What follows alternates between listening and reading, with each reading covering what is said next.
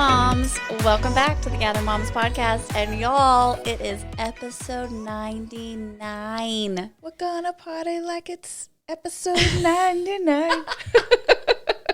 That means that the next episode is the 100th episode. Wow, wow, wow. But before we get to the 100th episode, we got to make 99 amazing. Can't feel left out. For sure. Like it was just in the line. Can we talk about something real quick? I'm ready. Do you remember when the song would play, I'm gonna party like it's 1999, and it was not 1999 yet? Oh, you lived in the bubble. You didn't get to hear. I mean, I know that song now, but I don't think I knew that song You don't back know then. who sings it? Oh, I have no idea. Prince. It's like an epic song. Purple Rain. But I just want our brains to think about, do you know how long ago 1999 was? 24 years. Like, that's bananas. When did the song come out? Not a clue. Late 80s? I don't know. Like he wrote it in thoughts of 1999. I think so. I wonder if it Wow. was like 89 or... Do people write songs like 2030? We're gonna party like it's 2051. That doesn't sound as good. I feel like the 2000s just, they don't have a lot going for them. No, but it's a real... Didn't we had a friend recently that told us that some little sugar from a young girl was telling a story about a couple, and she said they met in the late 1900s. Yes. And she started doing the math, and Yeah, she was like, that's us. wow, late 1900s. Yes. That's us. Yes, that's right. We old. Yes, we are. It just messes with you. Listen, I am over 40 and embracing it with all its flaws.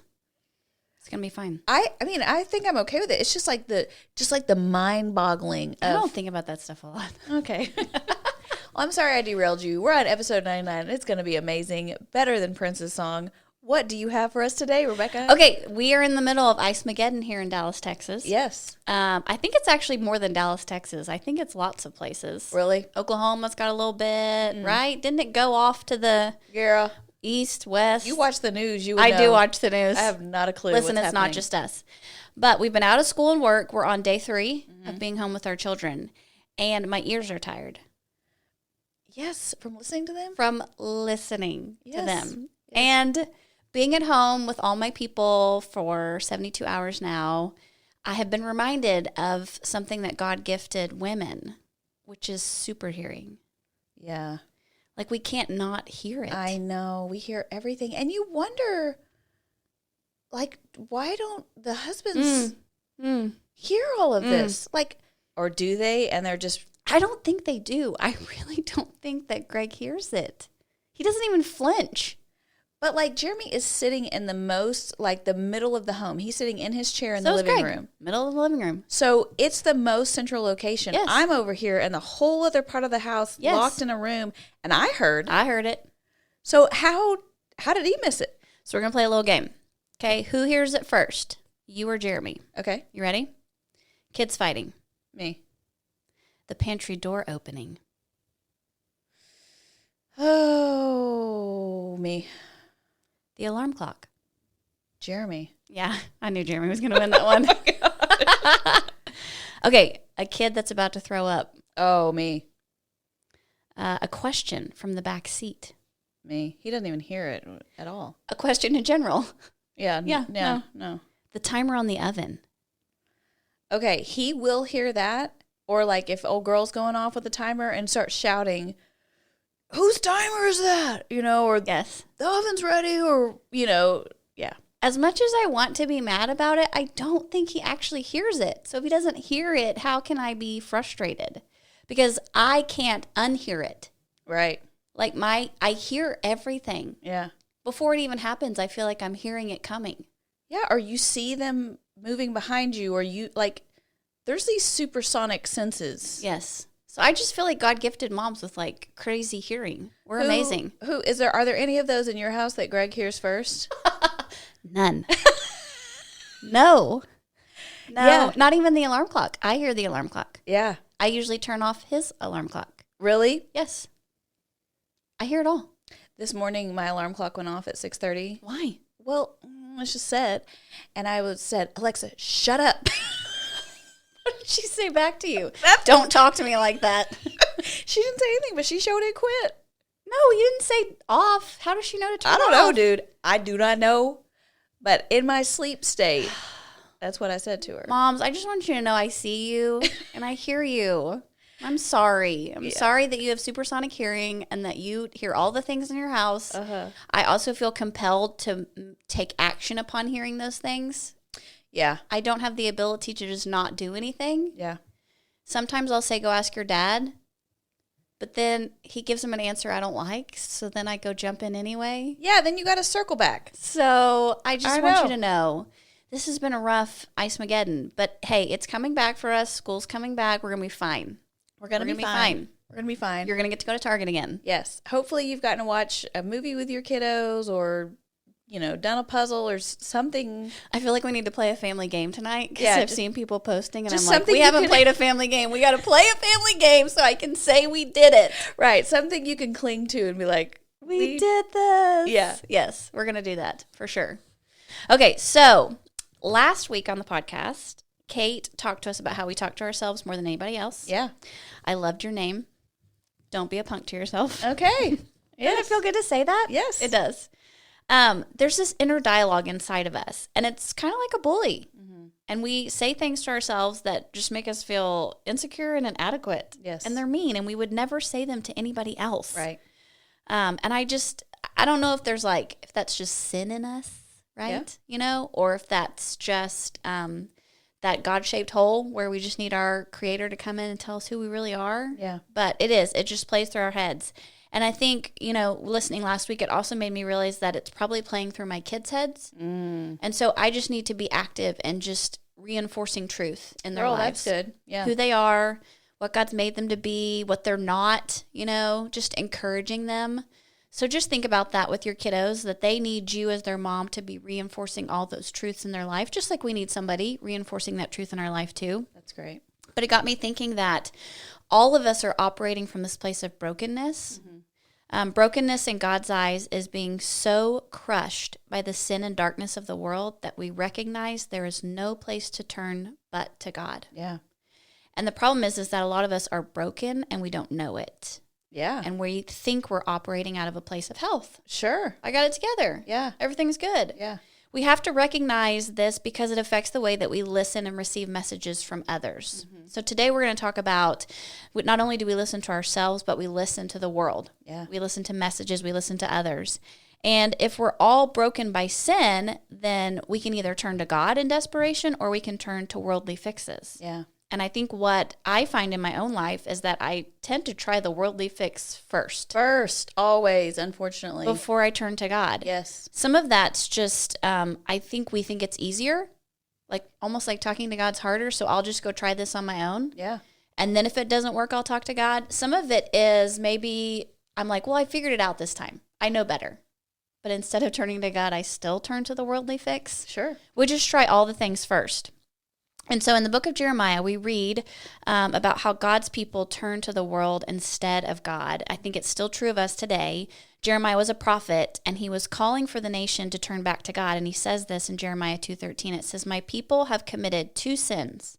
They have forsaken me, the spring of living water, and have dug their own cisterns, broken cisterns that cannot hold water." You've probably heard that verse before. So a cistern was vital for life in the desert. It was like this giant pit that they would dig into the ground or into a cave, into the rock, and it would gradually fill up with water when it would rain so that when the drought came, they had water because water was life. Yeah. You didn't have water, you couldn't live. Yeah. And so Jeremiah was saying to the people, the cisterns that you dug are leaking. They're not holding water. So when you need it, it's not going to be there for you.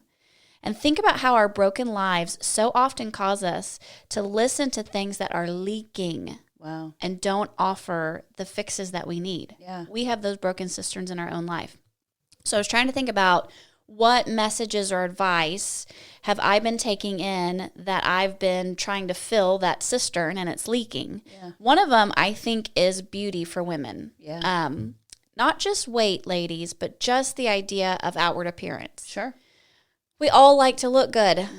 We don't want wrinkles. We want great skin. I mean, I'm over 40 now, so I feel like I'm reading products in the grocery store differently. Yeah, and you're reading them like this. You Yes, know, like at a home away. I need some readers. First, I'm going to go get some readers from the pharmacy, and then I'm going to walk over to the skincare aisle, and I'm going to read about hyaluronic acid and all the things. But it's like, try this moisturizer, get this lash boost serum. Even I've seen these ads on Facebook for silk pillowcases that are supposed to, like, do you sleep with one?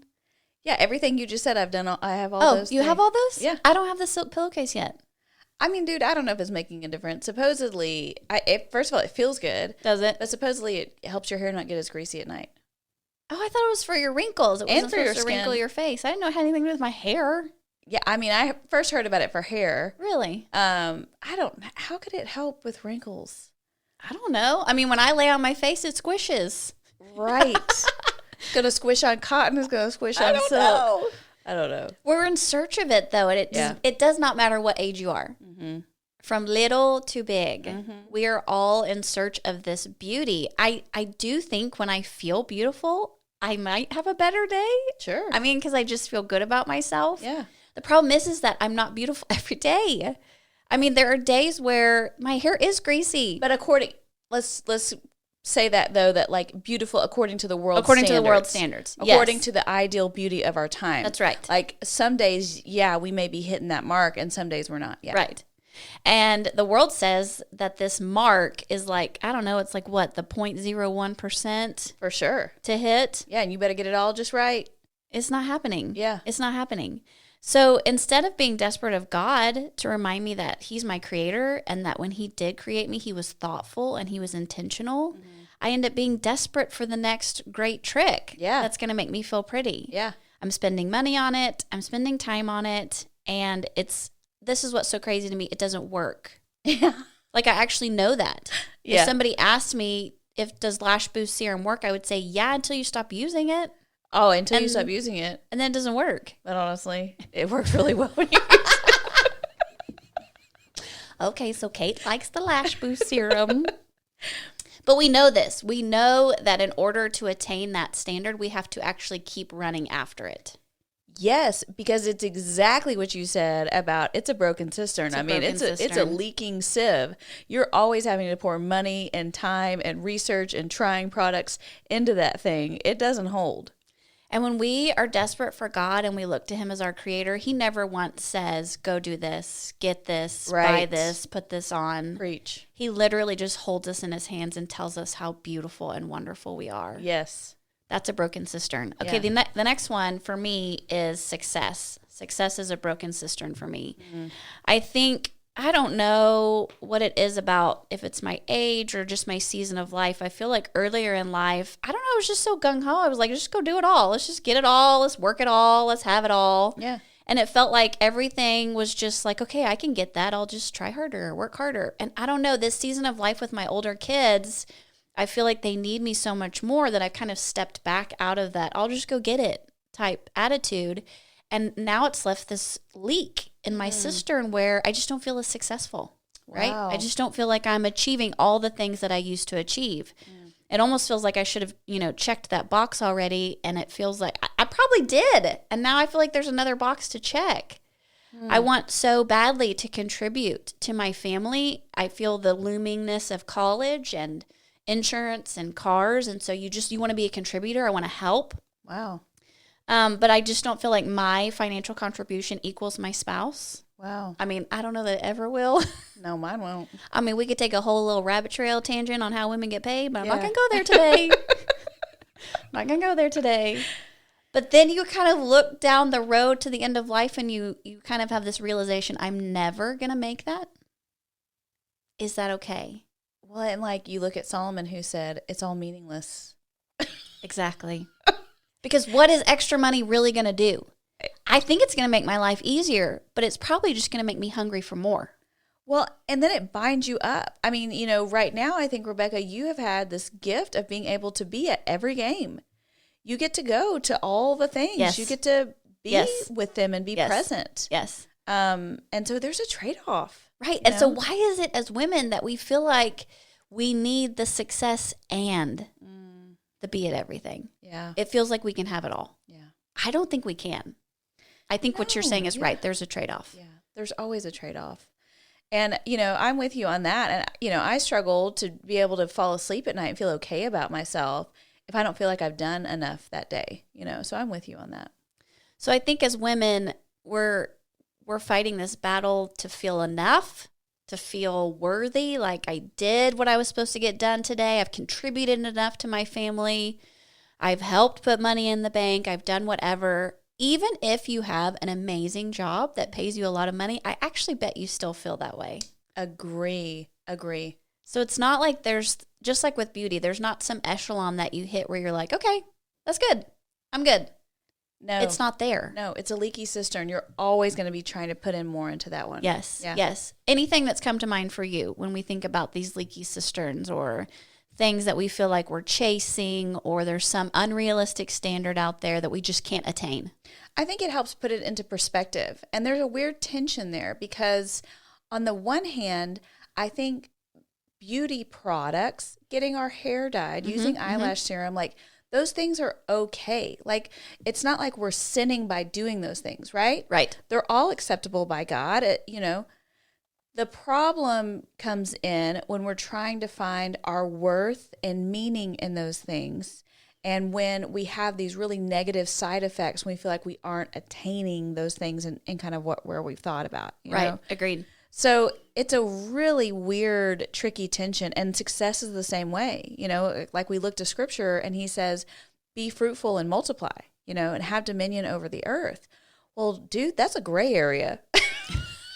Because it's like, how much I got to multiply? Right. How much is there that, but I think the heart of the matter is that you do this to the glory of God, not to meet some need that you're never going to be able to meet within yourself doing it. Right. So there's just these weird tensions here with these things because they're part of our daily lives, but they can become crippling when they become the main thing instead of making God and his glory the main thing. Yeah. The core evil in all our sins is believing that some broken cistern will give us greater life and joy than God. Agree.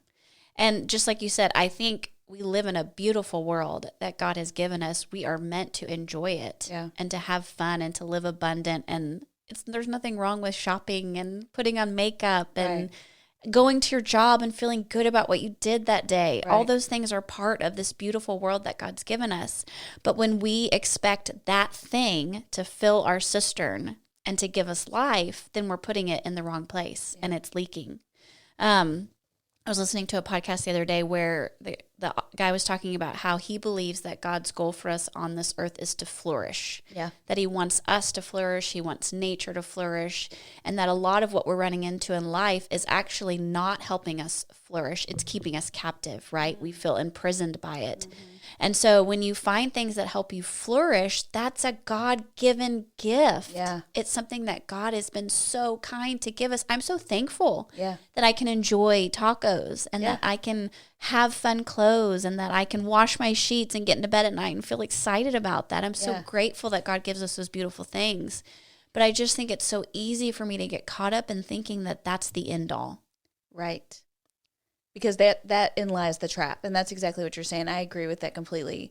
And I think it's just so hard for us to navigate. It requires spirit-led wisdom, in order to know, is this for flourishing or is this for bondage? Right.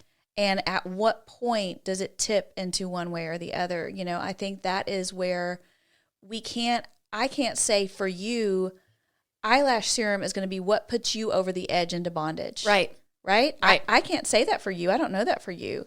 Because it could have been getting your hair dyed, or it could have been the last time you went shopping. You know what I mean? Exactly. Like, it's just different for all of us. I just think we're just walking through so much nuance here. But I think it's important for us to be able to look at, because it's like what you said at the beginning, that we're in these traps that we're not even aware of. Exactly. We're pouring into these broken cisterns, and we don't even know there's a leak. We don't know there's a leak until we need it. Yes. So that's where the kicker comes in, is we're just trucking along doing great, just like the people in the desert, until there's a drought. And then they go back to the cistern and it's empty. There's no water in it. And then it's too late. Yeah. And so what we're doing is we're just happy as a lark until something breaks. Well, you think about social media. You think about Instagram comes along and you're like, oh, this looks so fun. I'm going to get to see what all my people are doing. And, and there is that huge part of it, right? But slowly over time, we start to realize the shackles it's put on us. Yes. When you post something and it gets one like. Right. And you're like, uh-oh, nobody likes me. Everybody hates me. Guess I'll go eat worms. But it messes up who you feel like you are. Yes. And then you realize, oh, I went to that well to get water, to get life, and it's empty. It's empty. Yeah. So Jeremiah later on in 17 verses 9 through 10 says, the human heart is the most deceitful of all things and desperately wicked. Who really knows how bad it is? But I, the Lord, search all hearts and examine secret motives. God knows, just what you said. I don't know what that thing is that's going to tip you. God knows. Yeah. So there is somebody that knows, and it's God, because he knows our hearts. And he's not surprised by the wickedness in them. Right. He is not surprised that something is the tipping point that sends us down that dark hole, because he already knows what's inside our hearts. He knows how easily we try and fill it with messages from the world that don't satisfy. He knows my motives. He knows if I'm just seeking to make myself feel better. He already knows the cheap fix I'm actually going to go to try to make that happen. And here's what's so amazing, mamas. He knows and he still loves us. That's right. He knows and he still pursues us. He knows and he still offers us life. He still is standing there going, I've got it. Don't do that. Don't try that. Don't buy that. I have the living water. So last week, Kate shared a psalm from David that kind of helped us see how we are talking to ourselves and how we really can, if we just lay it before the Lord, he's going to bring about that wisdom in our heart to bring us back. So this is another psalm of David's from Psalm 51. It says, purify me from my sins and I will be clean. Wash me and I will be whiter than snow. Give me back my joy again, for you have broken me, but let me rejoice. Don't keep looking at my sins. Remove the stain of my guilt. Create in me a clean heart, O God. Renew a loyal spirit within me. Do not banish me from your presence, and don't take your Holy Spirit from me. Restore to me the joy of your salvation, and make me willing to obey you. Then I will teach your ways to rebels, and they will return to you. Even though our heart is wicked and deceitful, God has the cure.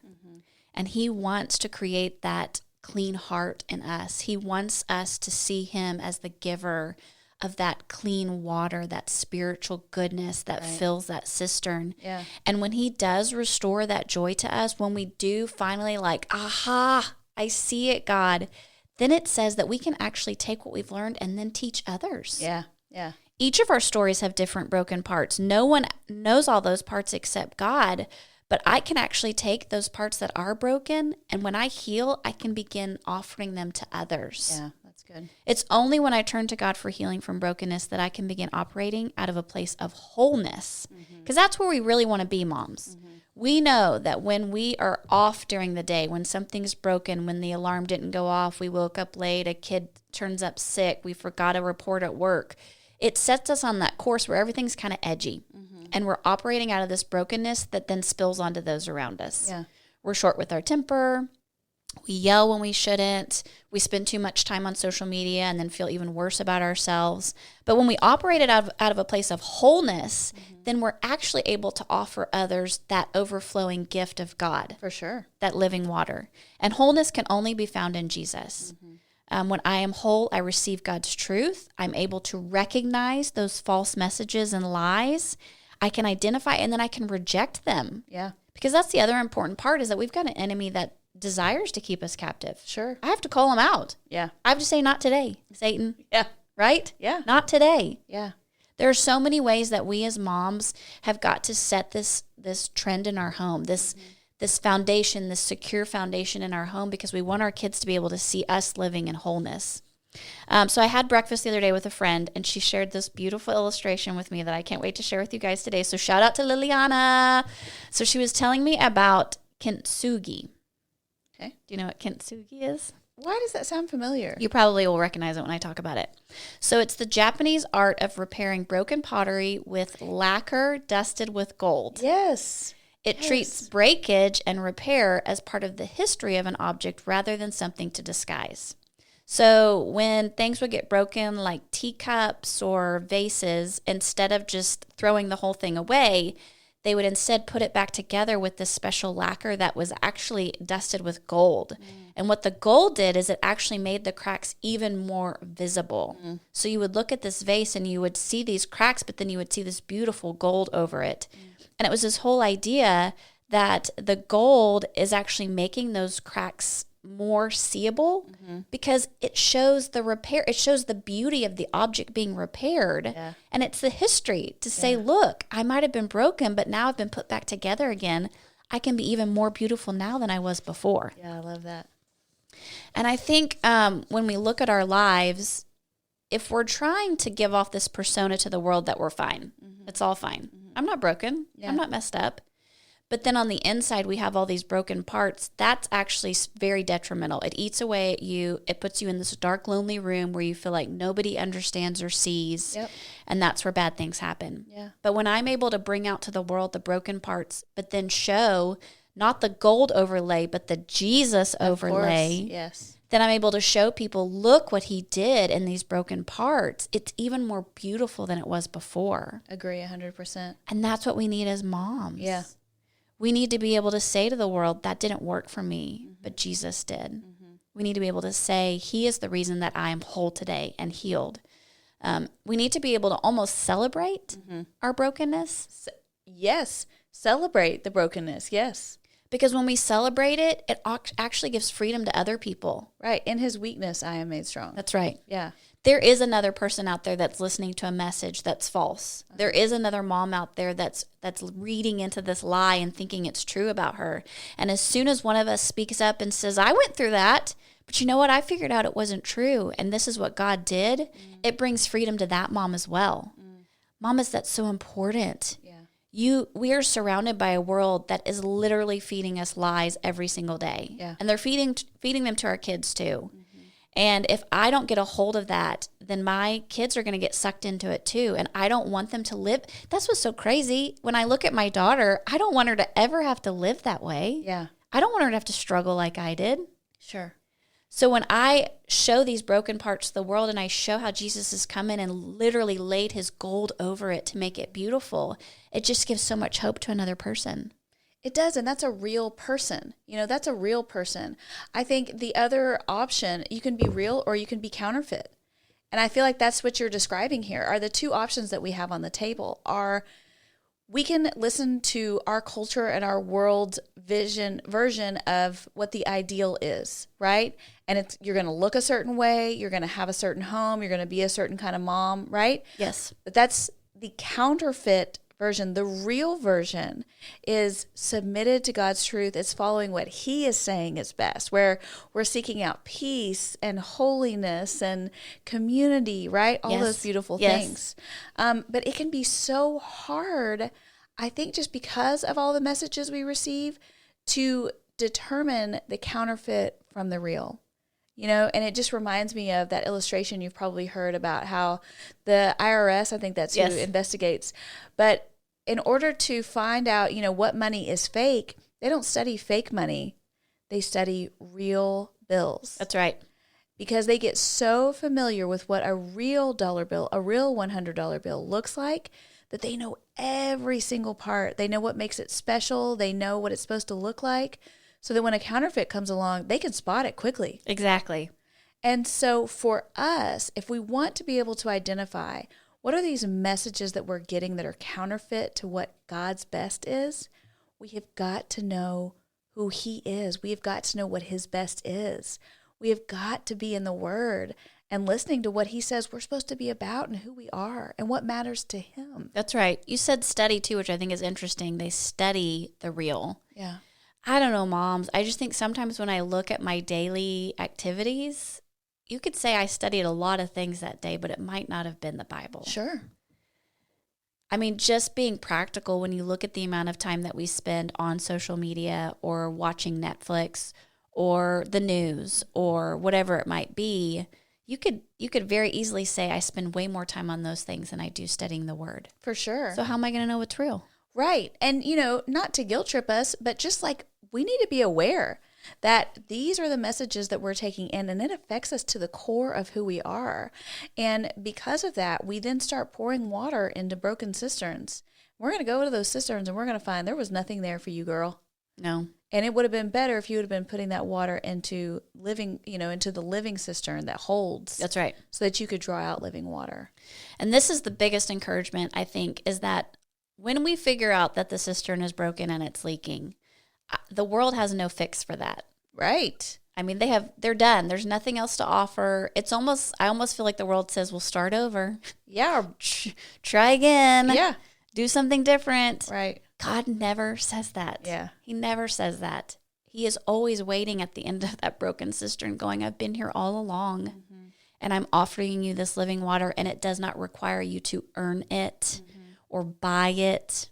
It's a gift. Yeah. It's a gift that God gives us, and it's a free gift, but we have to be willing to receive it. 1 Thessalonians 5:23-24 says, may God himself, the God who makes everything holy and whole, make you holy and whole, put you together, spirit, soul, and body, and keep you fit for the coming of our Master, Jesus Christ. The one who called you is completely dependable. If he said it, he'll do it. Love it. That's beautiful. He will do it. Yeah. He will do it. Yeah. So start now. Uh-huh. Decide. I want to be a studier of God's word because I want to know the truth so clearly that when the lie comes, I recognize it immediately. Yes. Decide that for yourself. Decide that for your kids. Decide that for your family. And God is dependable. You will never show up to study him and him not be there. Oh, yeah. He will be there, and he will offer you in abundance more than what you thought you were going to get. Yes. He is always going to give you more than enough. Yes. Moms, we love you. We believe that God has so much in store for us if we'll listen close, because those broken cisterns do not hold water. That's right. We love you so much, and we are so excited that the next time you hear from us, it's going to be the 100th episode at our podcast live. And then listen, we're not done. No. We're just going to keep on going. Keep on going, and we're so glad you're here with us. Thank you so much for all those that have listened all this time up till now. Yes. For those that have just started listening, you got a lot to go back and listen to. But we're so glad you're here, too. We need to be in this together. That's right. Love you, moms. We'll Okay. see ya. Bye. Bye.